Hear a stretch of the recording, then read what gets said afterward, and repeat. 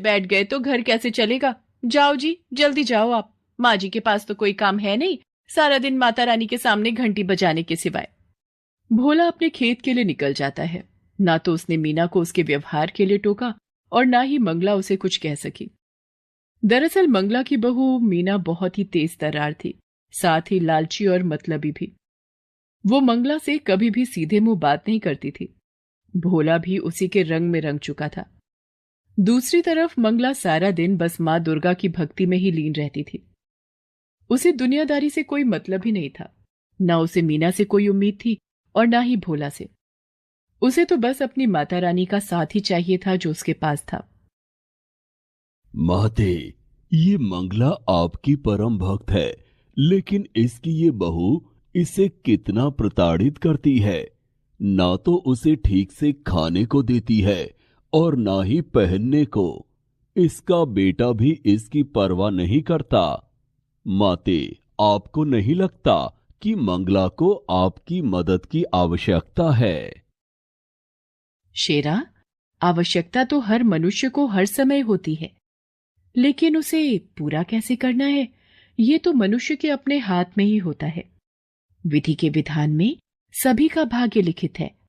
थोड़ा धीरज रखो। जैसे मंगला के मन में माँ दुर्गा बसी हुई थी, ठीक वैसे ही माँ दुर्गा भी मंगला से बहुत प्रेम करती थी। लेकिन फिर भी अभी मंगला को बहुत कुछ सहना था। मीना बेटी, कल से नवरात्रे शुरू हो रहे हैं, तो माता रानी की पूजा का सामान चाहिए था और मेरे व्रत भी होंगे तो। माँ जी, देखिए, आपको व्रत रखने हैं तो शौक से रखिए, लेकिन एक बात साफ साफ सुन लीजिए। आपके लिए फल मेवा और ये पूजा का इतना महंगा सामान लाने के लिए पैसे नहीं है हमारे पास। सब कुछ तो आपके सामने ही है। पता नहीं फिर भी आपको कुछ दिखता क्यों नहीं। ले दे के एक खेती तो है हमारे पास। बड़ी मुश्किल से इस बार चने की फसल कुछ ठीक ठाक हुई है, वो भी अभी पूरी तरह से तैयार नहीं है। अब आप ही बताइए कि पहले घर के जरूरी खर्च देखें या आपके ये सब नाटक। इतना कहकर मीना वहां से चली गई। मंगला ने बड़ी उम्मीद भरी नजरों से भोला की तरफ देखा, लेकिन भोला ने भी उसकी उम्मीदों को पल भर में तोड़ दिया। माँ, मीना ठीक ही तो कह रही है। वैसे भी तुम्हारा हर दिन तो माता रानी के नाम से ही शुरू होता है और उन्हीं के नाम के साथ खत्म भी होता है। तो फिर ये नवरात्रि पर व्रत रखने से क्या खास हो जाएगा?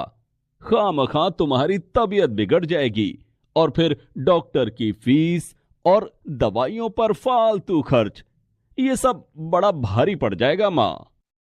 मंगला फिर कुछ न कह सकी, लेकिन वो उदास जरूर थी। उसने तो सोचा था कि इस नवरात्रि पर वो माता रानी का नया मंदिर बनवाएगी, लेकिन यहां तो पूजा का सामान ही नहीं आ पा रहा था। वो उदास होकर माता रानी के सामने गई और हाथ जोड़कर बोली,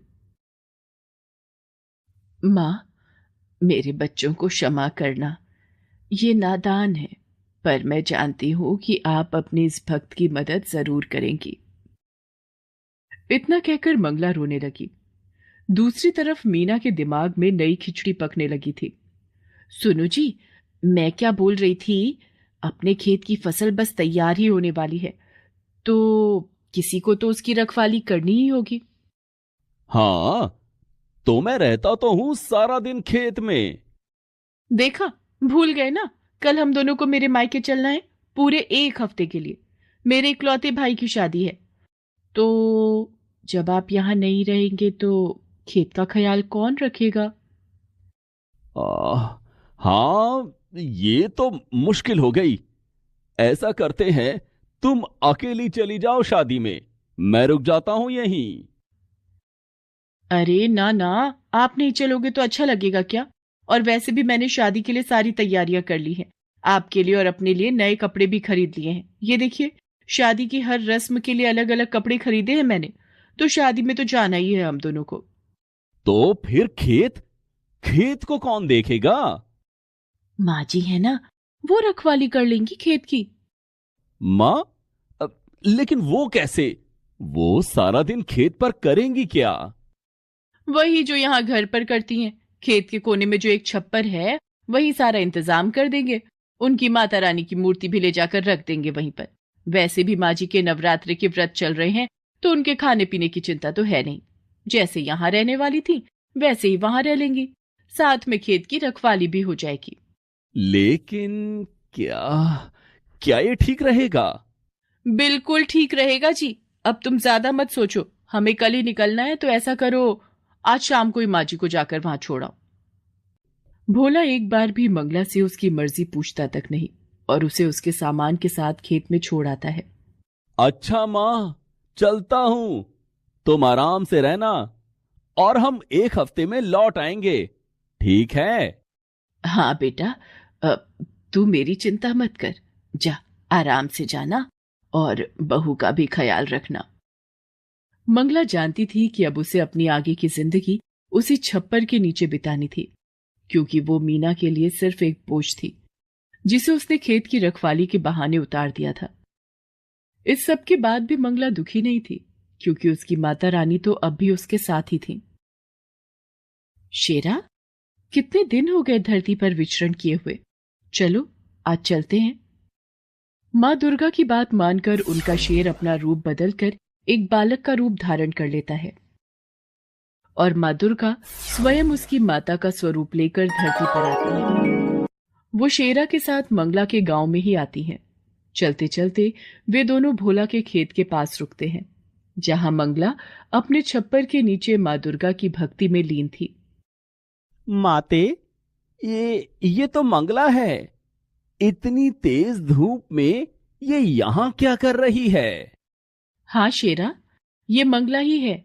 इसे इसके बेटे बहू ने यहाँ बेसहारा छोड़ दिया है। ओह, ये तो बिल्कुल अच्छा नहीं किया उन्होंने। माते, अब तो आपको इसकी मदद करनी ही चाहिए। माँ दुर्गा मुस्कुराकर शेरा की तरफ देखती हैं और फिर उसे अपने साथ चलने का इशारा करती हैं। वे दोनों सीधे मंगला के पास पहुंचते हैं। फिर माँ दुर्गा मंगला से कहती हैं, माता जी प्रणाम, मेरा नाम दुर्गा है और ये मेरा बेटा है। इसे बहुत भूख लगी है। हमारा घर यहाँ से काफी दूर है, पहुंचते पहुंचते शाम हो जाएगी। अगर आपकी आज्ञा हो तो क्या हम आपके खेत से कुछ चने ले सकते हैं? बस मेरे बच्चे का पेट भर जाए, इतने ही लेंगे, आपकी बड़ी कृपा होगी। नहीं, तुम नहीं ले सकते। क्या कहा? हम नहीं ले सकते? लेकिन लेकिन मुझे बहुत भूख लगी है। बस थोड़े से दे दीजिए ना। बेटा, कच्चे चने ले भी लोगे तो भला उन्हें खाओगे कैसे? तुम दोनों यहीं रुको, मैं खुद जाकर चने लाती हूँ और फिर अपने चूल्हे पर उन्हें भूनकर तुम्हें देती हूँ। फिर देखना क्या स्वाद आता है। मंगला उन दोनों को वहीं बिठाकर खुद चने लेने के लिए खेत में चली जाती है और अपनी झोली में ढेर सारे चने लेकर वापस लौटती है। आप रहने दीजिए, अब इन्हें भूनिए मत, मेरा बेटा ऐसे ही खा लेगा। कमाल करती हो बेटी, ऐसे कैसे खा लेगा कच्चे चने? मैंने कहा ना, तुम बस कुछ देर रुको।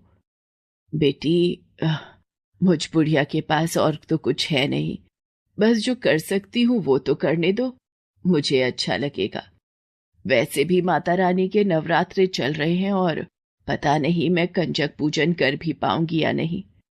इस प्यारे से बच्चे और तुम्हें चने खिलाकर ही संतोष लेने दो मुझे। इसके बाद मंगला बड़े ही प्यार से अपने चूल्हे पर उन चनों को खूब अच्छे से भूनती है और फिर माँ दुर्गा और शेरा को खिलाती है। इसके बाद, धन्यवाद माता जी, आपके चनों का स्वाद मैं कभी नहीं भूलूंगी। इसके साथ ही माँ दुर्गा शेरा के साथ वहां से जाने लगती हैं। तभी शेरा उनसे कहता है, माता, मैं जानता हूं कि ये सब मंगला की एक परीक्षा थी और जहां तक मैं समझता हूं मंगला इस परीक्षा में खरी भी उतरी है।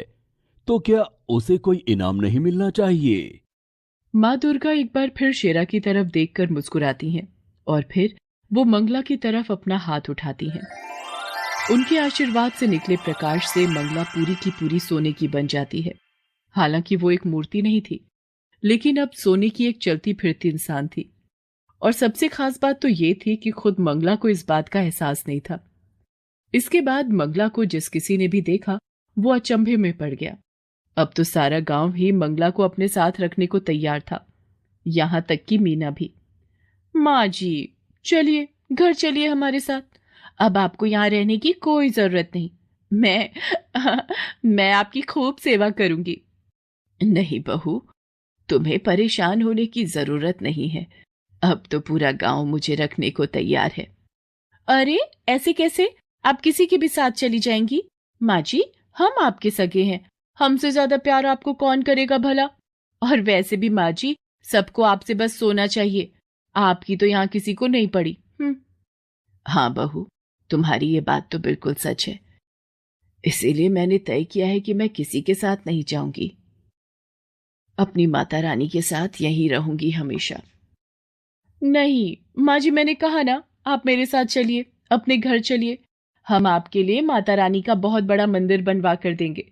आप सारा दिन माता रानी की पूजा करना। और अ, अब से हर नवरात्रि हम माता रानी के नाम से जागरण भी करवाएंगे। नहीं बहू, अब इस सब की जरूरत नहीं है। इतना कहकर मंगला माता रानी के चरणों में अपना सिर रखती है और अगले ही क्षण वो अपने प्राण त्याग देती है। ऐसा लग रहा